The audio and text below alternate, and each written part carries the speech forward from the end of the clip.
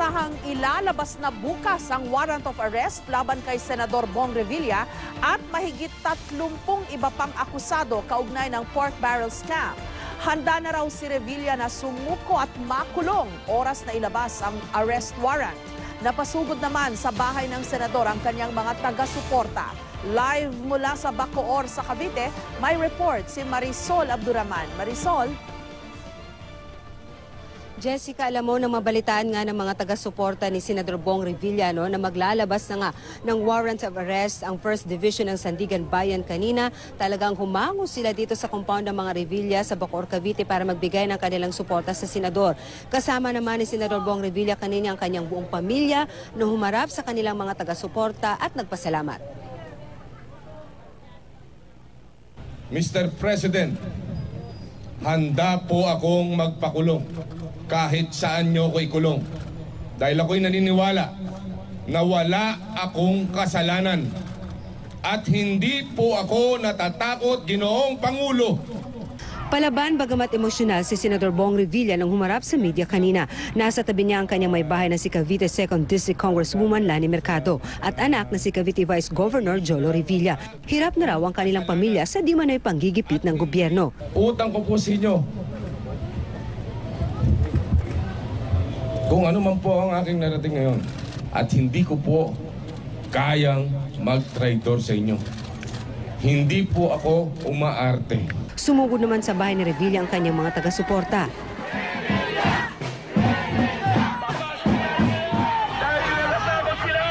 Natatakot sila na maging presidente si Senador Ramon Bong Revilla Jr.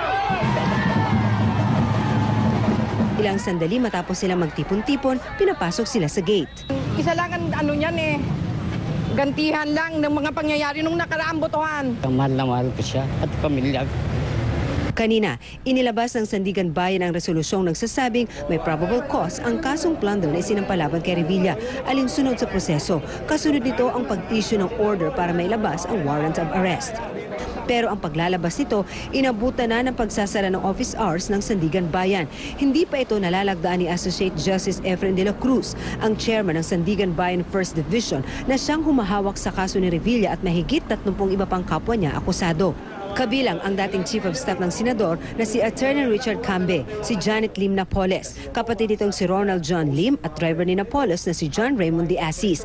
Halos lahat na raw ng legal na hakbang ginawa na ng kampo ni Revilla para pigilan ang pag-aresto sa kanya. Pero tulad ng paulit-ulit nitong sinasabi, handa siyang sumuko at gagawin din niya ito bukas, oras na lumabas ang arrest warrant.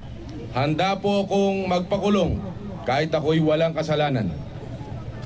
Ang sa akin lamang, sana po na bigyan nyo kami ng pagkakataon na may pagtanggol ang aming sarili sa court. Sana'y mabigyan naman kami ng pagkakataon na mabigyan kami ng patas na laban.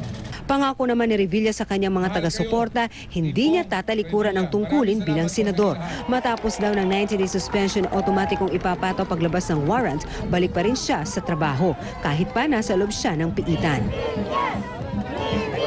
Jessica, sa panayam natin sa pangalan nga nitong si Senador Bong na si Brian, kahit papano raw ay nabunutan sila ng tinik ngayong araw nang hindi nga tuluyang na-serve itong warrant of arrest laban sa kanyang ama.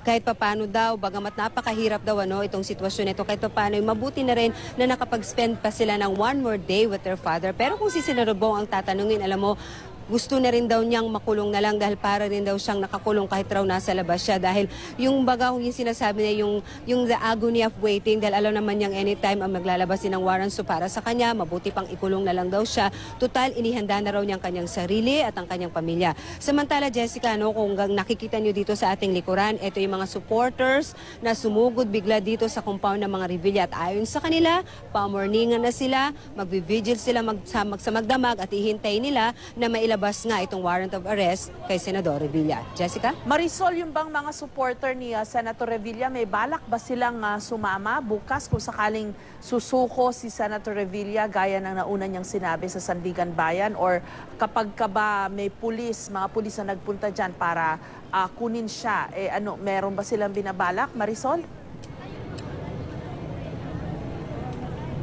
Opo. Before that, Ma'am Jess, earlier kanina, no, meron na ditong mobile ng Cavite Police Provincial Office.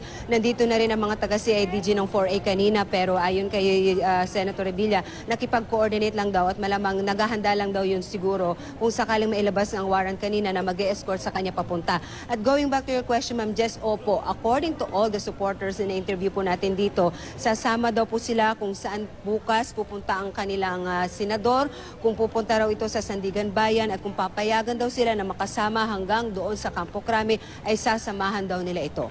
Maraming salamat sa iyo, Marisol Abduraman.